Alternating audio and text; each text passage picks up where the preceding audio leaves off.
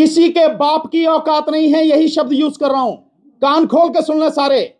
किसी के बाप की औकात नहीं है, किसी अदालत में दम नहीं है जो इस मस्जिद को मंदिर बना दे या अजमेर शरीफ की दरगाह को मंदिर बना दे या खोद के दिखा दे। कैसे दे सकते हैं आप सर्वे का ऑर्डर, और कैसे उस ऑर्डर को आप सही ठहरा सकते हैं जब ये कानून कह रहा अबे विष्णु शंकर या और भी कोई, क्या इस कानून से बड़ा है तू, या तेरे जैसे जितने भी हैं क्या कानून से बड़े हैं? वो क्या देश कानून से चलेगा या तेरे सपने से चलेगा या किसी के सपने से चलेगा? हर कोई आके खड़ा हो जाता।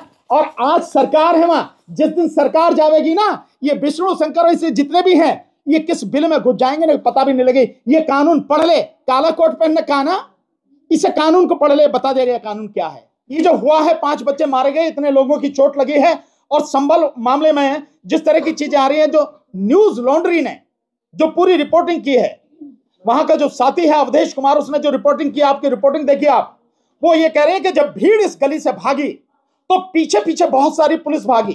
अब भीड़ तो निकल गई, लेकिन पुलिस वाले जो हैं उन घरों में जाके उनके दरवाजे तोड़ के, उनकी खिड़कियां तोड़ के, उनमें रखा हुआ सामान, चाहे वो वॉशिंग मशीन हो या कुछ भी हो, उनको तोड़कर और वहां ढूंढ रही है। किसी को आप किसी के घर में घुस रहे तो आप कम से कम खिड़की दरवाजा खटखटाएंगे तो सही, भाई कोई है। और यही नहीं, आप देखिए एक महिला जो कह रही है, महिला कह रही है कि मेरी बेटी को खींच कर ले गए। पूछा कहां है? चंदौसी थाने में रखा हुआ है। बेटी को खींच के ले गए। अरे उसका क्या कसूर था? घर में से उस बेटी को ले गए। शर्म लिहाज नहीं है पुलिस वालों को बिल्कुल भी। शासन प्रशासन की बिल्कुल आत्मा मर चुकी है, मन मस्तिष्क बिल्कुल उसमें कूड़ा भरा हुआ है। एक बेटी को ले गए और वो कह रही कि उस औरत को भी ले जा रहे थे, लेकिन उसका बच्चा छोटा था तो उसको छोड़ के भाई इसे रहने दो, इसका बच्चा छोटा है। मतलब इस कदर बेशर्मी, उनका क्या कसूर है? ये पुलिस वाले कह रहे हैं। और जो एक लड़का हॉस्पिटल में भर्ती है वो कह रहा कि हमें ये कहा कि तुम्हें बचने का यही है। पुलिस वाले ये क्या कहेंगे उनको धमकी देके कि तुम्हारे बचने का यही है कि 10-10 लोगों के नाम बताओ और कंप्लेंट तुम्हारी तरफ से होगी, तुम्हारी तरफ से कंप्लेंट होगी। यानी फर्जी कंप्लेंट करा रहे हो। और जब एसएसपी से वो पूछ रहा तो एसएसपी कह रहा कि 7 एफआईआर हुई है। अरे घटना एक है तो 7 एफआईआर कैसे होंगी भाई? और उसमें ये मजेदार बात बता रहा कि 4 एफआईआर जो हैं वो लोगों की तरफ से हैं और 3 एफआईआर पुलिस की तरफ से हैं। और एक और आपने देखा होगा उसी वीडियो में एक बात है कि जो जिस शाही मस्जिद पे झगड़ा हुआ है, एक लड़के को गोली वहां नहीं मारी गई, एक लड़के को दूसरी जगह मारी गई। कैसे मारी गई? दूसरी जगह झगड़ा तो वहां हो रहा था। क्या ये सारे सवाल नहीं है? क्या ये गंभीर सवाल नहीं है? लोगों को जिस तरह से मारा गया है, जिस तरह से सारी चीजें हुई हैं और पुलिस वालों को भी चोट लगी, ये घटना जिसके लिए कलेक्टर, एसएसपी, ये सारे लोग जो, और सबसे ज्यादा जिम्मेदार वो अदालत जिसने आदेश किया सर्वे का। लेकिन अब कोर्ट में से कहा जा रहा है कि जो एएसआई है, एएसआई के अनुसार तो उस जामा मस्जिद में एएसआई के अंडर आता है तो उसमें कुछ कंस्ट्रक्शन या कुछ मॉडिफाई नहीं कर सकते, लेकिन उसमें मॉडिफिकेशन है। मॉडिफिकेशन की बात ही नहीं है भाई। नहीं, अब तो आप जो चाहे तर्क दे दो। आप भाई तर्क आपके हैं, क्या बाकी जो लोग हैं उन्होंने जाके देखा है कि तुम जो कह रहे हो? ये तो डिटेल जांच का विषय है, चर्चा का विषय है। दिखा भाई तेरे पास क्या सबूत है? वो तो नहीं है ना। और जब आप हो भी रही है, माना आप सर्वे कर रहे हैं, तो रिपोर्ट आप कैसे पब्लिक कर सकते हैं? आप कैसे सारी चीज कर सकते हैं? और कैसे सर्वे टीम के साथ में वो भीड़ जा सकती है जो जय श्री राम के नारे लगा रही है? कोई नियम कायदा कानून तो होगा। अगर कहीं किसी को भेजा जा रहा है सर्वे के लिए, एएसआई की टीम जा रही है, तो वो सरकारी अधिकारी कर्मचारी हैं, वो जा सकते हैं। चलो अगर हो गया, हालांकि ये कानून बिल्कुल स्पष्ट रूप से मना कर रहा है, ये कानून गैर कानूनी काम हो रहा, पर उनके साथ में भीड़ के जाने का क्या मतलब है? कैसे जा रही है भीड़? ये सोची समझी साजिश के तहत है। और महाराष्ट्र के हर जिले में लोग सड़क पर निकल रहे हैं। उस गांव में जिस गांव ने वोट दी, पूरा का पूरा गांव, क्या हमें एक वोट भी नहीं, वो गांव निकल के सड़क पर आ रहा। इसलिए ये जो मामला बढ़ रहा है, इसमें इलेक्शन कमीशन बिल्कुल नंगा हो चुका है और हो जाएगा जो भी है बचा कुछ। इसलिए ये सारे मसले लगातार किए जा रहे हैं, इसलिए बदायूं को उठाया जा रहा है। इसलिए तो जिस तरीके से आप लगातार प्लेसेस ऑफ वर्शिप एक्ट 1991 का मेंशन कर रहे हैं, लेकिन सुप्रीम कोर्ट ने इस पे इसका मेंशन भी नहीं किया। जब वो सुनवाई कर रहे थे संभल शाही मस्जिद के दौरान, वो सख्त टिप्पणी देखने को नहीं मिली सुप्रीम कोर्ट के द्वारा। नहीं, हो सकता है उन्होंने देखा नहीं देखा, मैं नहीं कह सकता, मुझे इसकी पता नहीं है। लेकिन वो टिप्पणी करें ना करें, ये मान लेते हैं कि भाई उनको ज्ञान होगा, भाई सुप्रीम कोर्ट का जज है, उन्हें इसका ज्ञान होगा प्लेसेस ऑफ वर्शिप एक्ट का, मान लेते हैं। और अगर नहीं भी मानते तो वाकई पढ़ना चाहिए। और ये जो मामला उन्होंने वहां भेजा है, मेरे से ये सवाल पूछा वॉइस ऑफ अमेरिका वालों ने कि साहब ये जो वहां भेजा है कोर्ट ने हाई कोर्ट के लिए, इसके विषय में मैं ये मानता हूं कि जब आप स्टे कर रहे हैं तो आप ही फाइनली डिसाइड कीजिए ना इसको, आपको क्या दिक्कत है? उस पिटीशन को जो पड़ी है उस डिसमिस कीजिए। इस एक्ट का, ये एक्ट कह रहा है ना सब कुछ, सुप्रीम कोर्ट को अपनी तरफ से तो नहीं कुछ कहना ना, ये कानून है, सुप्रीम कोर्ट को कानून लागू करवाना। तो ये कानून जब कह रहा है, इस कानून का हवाला देते हुए आप तुरंत वो जो पिटीशन पड़ी है उसको खारिज क्यों नहीं करते? वो सारी प्रोसीडिंग्स खारिज क्यों नहीं करते आप उसको? तो आप क्यों भेज रहे हैं उसको इलाहाबाद हाई कोर्ट? उसकी जरूरत नहीं थी। सवाल ये है कि जो पिटिशनर है इसमें हरिशंकर जैन, विष्णु शंकर जैन है, ये बाप बेटे हैं। करीब 120 ऐसे केस इनके पास हैं जिनमें ये याची बने हुए हैं, चाहे काशी हो, मथुरा हो, चाहे अजमेर शरीफ हो, चाहे ये संबल हो। तो ये तो पूरा बवाल फैल जाएगा सर देश में, इनको रोका कैसे जाएगा? देखिए, रोका जाएगा या तो कानून के अनुसार सुप्रीम कोर्ट रोके, नहीं तो इस देश की पब्लिक को खड़े होना पड़ेगा, पब्लिक को रोकना पड़ेगा। 120 केस है सर पूरे। मैं कह रहा हूं 120 का 1020 हो, क्या फर्क पड़ता है? कानून से ऊपर तो नहीं है।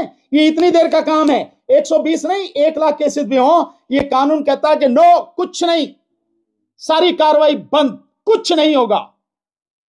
और मैं कह रहा हूं ये मैंडेटरी प्रोविजन है, सेक्शन 3 और सेक्शन 4 के मैंडेटरी प्रोविजन है। और करता ये दोनों जो बाप बेटे कर रहे हैं, इन्हें पकड़ के जेल में डाल देना चाहिए, 3 साल तक की सजा और जुर्माना है, ये करना चाहिए, इनका काम ये करना चाहिए।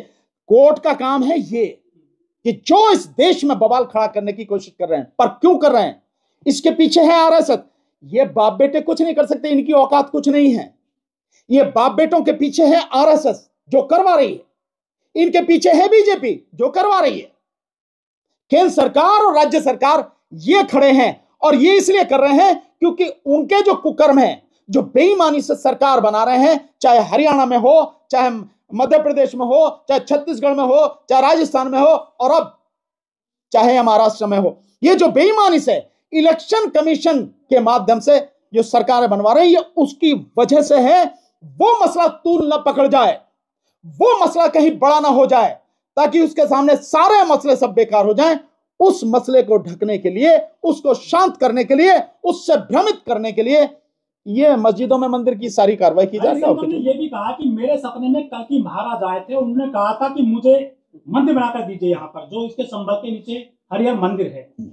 उस सपने में बात आई थी उनके। ये क्या बात है? तो मेरे ये तो किसी भी के सपने में आ सकता है जो वो कह रहा।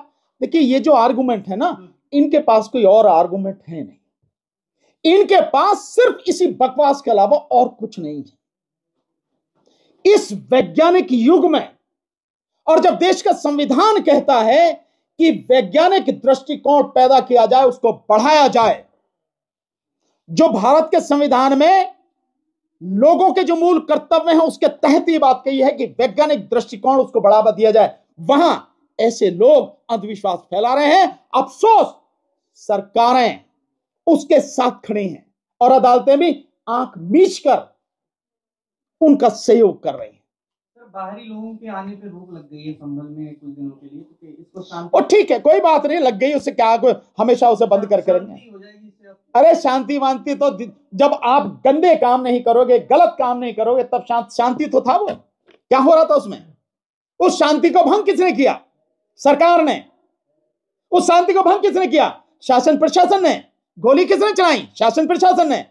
उसके बाद पत्थर चले और 5 लोगों की हत्या हुई, अशांत हो गया मामला। किसने ये सब कुछ अशांत किया? ये सब कुछ उन्होंने अशांत किया है। तो विष्णु शंकर जैन कह रहे हैं कि सिर्फ सर्वेक्षण का ऑर्डर दिया था, खुदाई का ऑर्डर नहीं दिया था कि आप लोगों ने इतना हंगामा किया। कैसे दे सकते हैं आप सर्वे का ऑर्डर?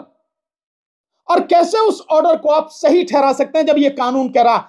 अबे विष्णु शंकर या और भी कोई, क्या इस कानून से बड़ा है तू? या तेरे जैसे जितने भी हैं क्या कानून से बड़े हैं? वो क्या देश कानून से चलेगा या तेरे सपने से चलेगा या किसी के सपने से चलेगा? हर कोई आके खड़ा हो जाता है। और आज सरकार है वहां, जिस दिन सरकार जाएगी ना, ये विष्णु शंकर ऐसे जितने भी हैं, ये किस बिल में घुस जाएंगे ना पता भी नहीं लगेगी। ये कानून पढ़ ले, काला कोट पहनने का ना, इसे कानून को पढ़ ले, बता देगा कानून क्या है। ये स्पष्ट रूप से मना कर रहा। विष्णु शंकर का जो पिता है हरिशंकर, वो हरिहर सेना भी चलाते हैं और हर जगह मंदिर की मांग कर रहे हैं सर वो। यार कुछ भी चलाओ, हमें इससे कोई मतलब नहीं है कि कोई क्या चला रहा। देश के संविधान में सबको अधिकार है जो चाहो संगठन में। मतलब इस बात से है कि आप कानून के विरोध में कैसे करोगे काम।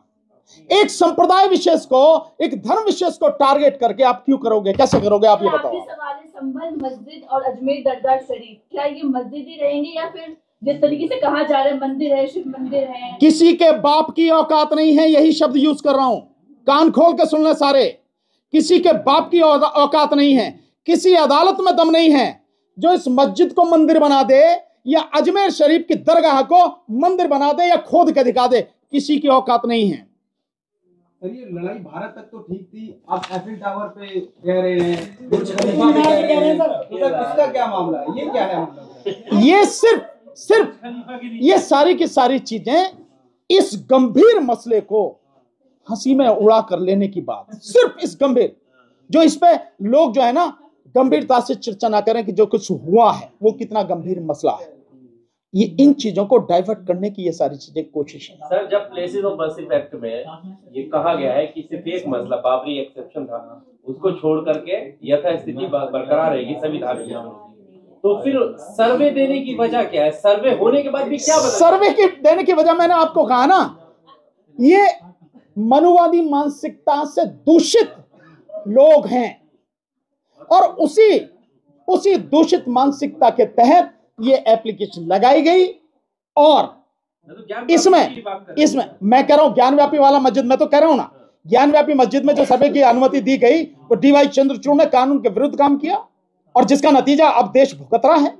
ये 5 लोगों की जो मौत हुई है, 5 लोगों की जो हत्या हुई है, इस हत्याओं का जिम्मेदार डीवाई चंद्रचूड़ भी है।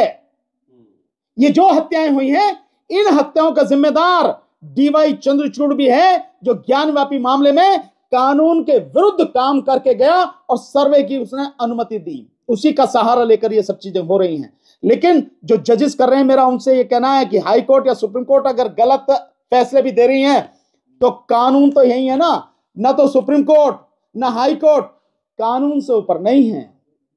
कानून के अनुसार काम करें और अपने दिमाग का इस्तेमाल करें, न्यायिक मस्तिष्क का, जुडिशियल माइंड का इस्तेमाल करके। अगर जुडिशियरी कानून का पालन नहीं करेगी तो आप कैसे करा लेंगे? आम व्यक्ति कैसे करा लेंगे? इस देश में सबसे ऊपर देश की जनता है, सबसे ऊपर देश की जनता है, इससे ऊपर नहीं है कोई भी। और मैं बार बार कह चुका हूं, फिर इस बात को कह रहा हूं, आज के जो हालात हैं, जब इस देश में पूंजीपति, सरकार, ब्यूरोक्रेसी, मीडिया, मनुवादी लोग और अदालतें सब मिल चुके हैं एक जगह, इस हालात में केवल और केवल देश में जन आंदोलन ही देश को बचा सकता है, दूसरा कोई रास्ता नहीं है। तो ये जनता ही बचाएगी, जनता ही जन आंदोलन करके इन सब चीजों को ठीक करेगी, अन्यथा यह होने वाला नहीं। ये जो विष्णु शंकर जैन हैं और इनके पिताजी हरिशंकर जैन, ये पूरा एक गैंग है और इस गैंग को चलाने वाले लोग जो हिंदूवादी संगठनों के लोग हैं वो चला रहे हैं। पीछे से वो इन्हें खाद पानी देते हैं और ये जगह जी तो जैन है, ये इन्हें क्या जरूरत है वहाँ मस्जिद ढूंढने की या उसमें मस्जिद के अंदर मंदिर ढूंढने की। 100 से ज़्यादा मस्जिदों के बारे में ये लोग पिटीशन दायर कर चुके हैं और संभल में जो हुआ, मात्र 2 घंटे के अंदर पिटीशन दायर हुई, उस पर सुनवाई हुई, कोर्ट ने तुरंत आदेश कर दिया और मुस्लिम पक्ष को सुना भी नहीं और सर्वे का आदेश कर दिया। तो ये पूरा एक टारगेट बनाने की कोशिश है। तो जिस तरह अभी ढूंढ रहे हैं, मस्जिद में मंदिर ढूंढा जा रहा है, कल को जो है मुसलमानों के घरों में मंदिर ढूंढा जाएगा, उनके घरों के नीचे बताया जाएगा। तो ये तो एक दूसरे समाज को अपमानित करने की बात है। उसे ये दिखाने की कोशिश है कि तुम सिर्फ हमारे रहमो करम पर हो, ये वो मानसिकता है। ठीक है, कोर्ट ने कहा कि आदेश, सर्वे का आदेश दे दिया, ठीक, सर्वे का आदेश दे दिया, सर्वे करने के लिए एएसआई की टीम चली गई। तो क्या ये भी कोर्ट ने आदेश दिया था कि विष्णु शंकर जैन अपने साथ जाएगा और उसके साथ में दंगेबाज होंगे, जो नारेबाजी करने वाले होंगे, वो भड़काऊ नारे लगाएंगे? क्या ये भी कोर्ट ने आदेश दिया था? वो क्यों प्रोवोक करते हुए, उकसाते हुए, नारे लगाते हुए क्यों वो पहुंचे? ये दिखाने के लिए कि तुम्हारी कोई हैसियत नहीं है, हम जो चाहेंगे वो करेंगे इस मुल्क के अंदर। ये प्रोवोक किया, उसके बाद में हिंसा हुई है। और हिंसा कब हुई है? पुलिस ने पहले लाठीचार्ज किया है। जिन्होंने अपनों को खोया है उनके लोग कह रहे हैं सामने कि हमारी आंखों के सामने पुलिस ने गोली मारी है। उन्हें झुटलाएंगे आप, उन्हें झुटलाएंगे। और जांच तो अभी हुई नहीं ना, जांच तो अब होगी। पुलिस जो बता रही है, अब हम कह रहे हैं पुलिस तो बता ही रही है, पुलिस का क्या कहना है, पुलिस तो सब कुछ शांतिप्रिय कर रही है। पुलिस तो आपने वो वीडियो नहीं देखेगा, इसमें गोली चला रही है पुलिस, गोली मारो बे, मारो बे, गोली मारो, ये पुलिस कह रही है कि ये क्या वीडियो नहीं देखे, क्या वीडियो में रिकॉर्ड नहीं है वो चीजें? ये सब कुछ तो सबके सामने है, किस तरह से पुलिस गोली चला रही है, जैसे ही युद्ध चल रहा हो, सामने पुलिस उस पे बॉर्डर पे खड़ी हो और सामने दुश्मन देश हो, इस तरह से कार्रवाई हो रही है। पुलिस गोली चला रही है, आंसू गैस सीधे चला रही है, पुलिस के जो बड़े अफसर हैं वो चला रहा, जो बयानात हैं पुलिस के, जो वो बिश्नोई करके जो IPS अधिकारी हैं, क्या बयान दे रहे हैं वो कि हम इन्हें जो है ऐसी कार्रवाई करेंगे कि नस्लें याद रखेंगी। क्या करोगे? क्या दोयम दर्जे के नागरिक युद्ध लड़ रहे हो क्या आप इस देश में? क्या जिन लोगों की जान गई वो कहाँ के नागरिक हैं? वो बांग्लादेश के हैं क्या? वो पाकिस्तान के हैं, नेपाल के हैं, चाइना के, कहाँ के हैं? वो इस देश के नागरिक नहीं है, उनके कोई अधिकार नहीं है। जैसे आपने 2019 में किया, 20 दिसंबर 2019 को 23 लोगों को मार दिया पुलिस ने, ये कह करके दंगा कर रहे थे, हिंसा कर रहे थे, 5 लोग मर गए हैं, दर्जनों घायल हैं, सैकड़ों जो है जेल में जाएंगे, 27 लोग के ऊपर मुकदमा है। ये जश्न नहीं मना था, ये आहुति चाहती है ना बीजेपी, तो आहुति जश्न ही है ये। आप देखा नहीं साली उस पे आपने सोशल मीडिया पे जो बीजेपी से जुड़े हुए ट्विटर हैंडल है, क्या कह रहे हैं, 72 हुरों के पास पहुंचा दिए। ये ट्वीट नहीं देखे क्या आपने? जो बीजेपी से जुड़े हुए ट्विटर हैंडल है, जिनका काम रात दिन नफरत फैलाना है, वो क्या कह रहे हैं कि आतंकी थे, उनकी लाशों को फोटो डाल करके क्या लिख रहे हैं कैप्शन में, 72 हुरों के पास पहुंच गया। बात यह है कि ये नागरिक मानने के लिए तैयार नहीं है, सवाल उस बात का है।